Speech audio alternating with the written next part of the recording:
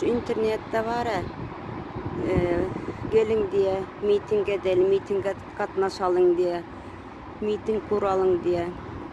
Şolara inanmam. Men geçen hafta özüm mitinge katnaşıp gördüm şu mitinge. Şöyle şu çağıran adamlar hiçbirisi gelen o gözleri. Hani geçen hafta şu mitingde polis al gitti. Şol adamlar nerede arkamızda duruyan özümüz arkamızda duruyoruz diye. Nerede arkamızda duruyor? Onların iki linyanın arasında oturup kıygırıp gürlemeni başarıyorlar.